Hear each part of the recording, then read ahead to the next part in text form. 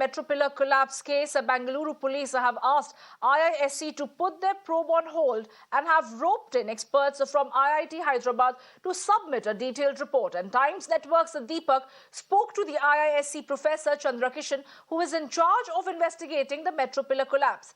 He pointed out that the supporting system had flaws and the site engineers appointed by contractors are accountable.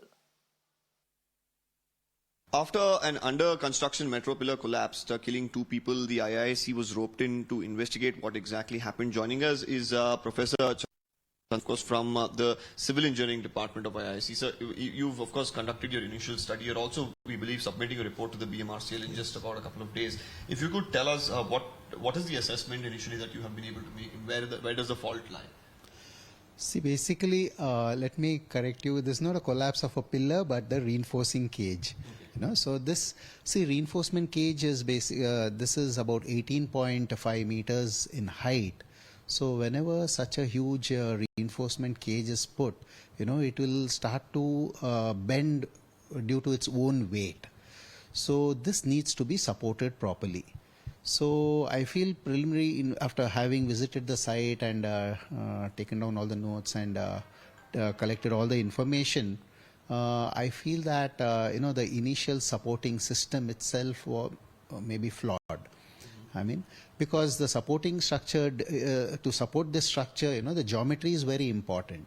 You know, there are 4 guy wires which are tied to it, and where they are anchored. So that plays a big role. So we have collected all the information. So right now we are analyzing that data to see if, you know, there was a flaw in the geometry of the supporting structure. And so, where does the lacuna line? Who should really take the onus here? That, you know, they should have done this, because at the end of the day, laborers, you know, we know that they just follow instructions. So, is it the contractors who are working on site, or is it the company? And is this a problem, like you said, if it's a problem with regard to the equipment or the geometry there? Is this something that's perpetual in all other metro pillars? Because we've seen some metro pillars in your HSR as well have, you know, the reinforcements have these sort of bends towards the road. See, this, especially in a congested area where there is a space constraint, every pier has a constraint of the space. So, you know, it is like site specific. So the supporting structure, geometry cannot be standardized. To some extent it can be, but, you know, I mean, because of the site problems, because of the congestion, so this has to be properly looked into. So every pier has to be properly, you know, I mean, the supporting structure should be properly laid down. And as you said, yes, it's the labor people who get the instructions from the engineers there, and then they anchor those columns. So well, that was an interaction Deepak, my colleague, was having with one of those experts from IISc. But to discuss this further, I'm also joined by our guest right now, Dr. Lakshmi Ashwin Gowda, who is a BJP spokesperson. I'm also joined by Dr. Sudhir Krishna, who is a former Secretary of Urban Development Ministry.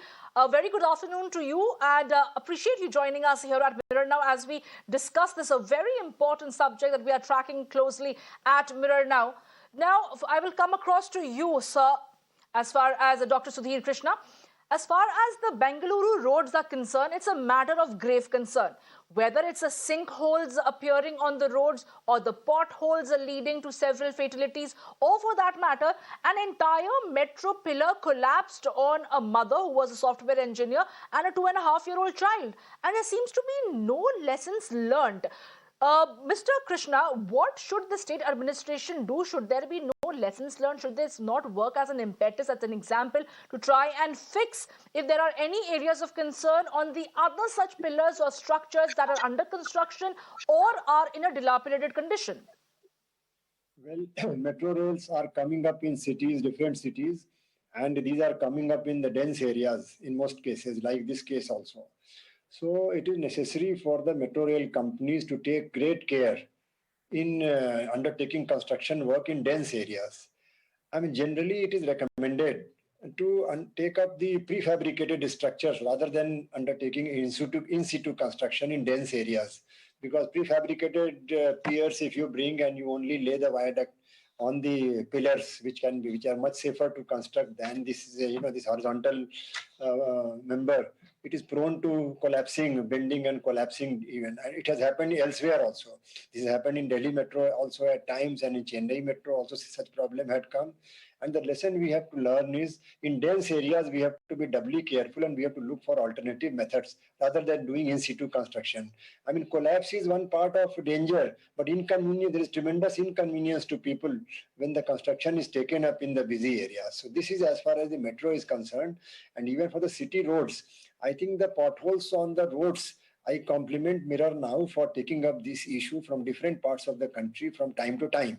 And it is high time that we take aggregate of the situation and give a special program, give special attention to make the cities pothole free. It is not very complicated. It requires attention and dedication. And lastly, I would say in either case, whether it is metro or whether it is the city roads, I mean, the quality of manpower needs improvement in the local bodies, particularly in the municipal bodies. The manpower quality needs improvement by way of, inducting people with better qualification, better selection process, and Dr. better. Sudhir Krishna, we get your point, but I will have to put that question across to the BJP spokesperson, Dr. Lakshmi Ashwin Gowda.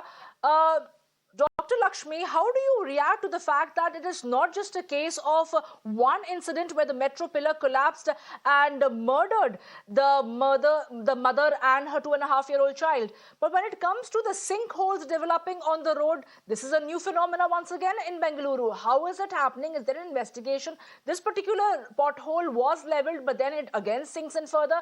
What exactly is the state administration doing to fix the roads so that there are no such civic apathies that are leading to fatalities? Ma'am, a sinkhole phenomenon you're talking about is purely a geographical phenomenon.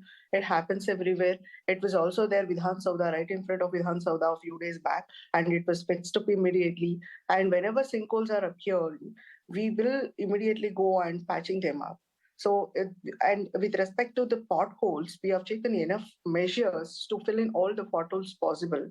From the time since we have come to the power, since 3 years, we have been ramping up the infrastructural growth in the Bangalore city from the nearly a negative infrastructural growth to a positivity, and we have increased the road density to about 22.9 meter per square kilometer, which is highest in the entire country, and it is very high as compared to our neighborhood countries, and it's a tremendous infrastructural growth scenario. We have done enough to the Bangalore Dr. Lakshmi, I will have to interject over there and bring it to your knowledge that these sinkholes do not necessarily develop as per a geographical reason, because there was an underground pipeline work that has been going on. That is the other reason why these are leading to these sinkholes and potholes. I'm running short on time, Dr. Lakshmi Ashwin Gowda, and I also appreciate Dr. Sudhir Krishna joining us here on this important discussion. And we are going to be keeping a close track on what is exactly the situation on ground as far as the condition of roads and definitely these pillars and lighting posts in Bengaluru is concerned.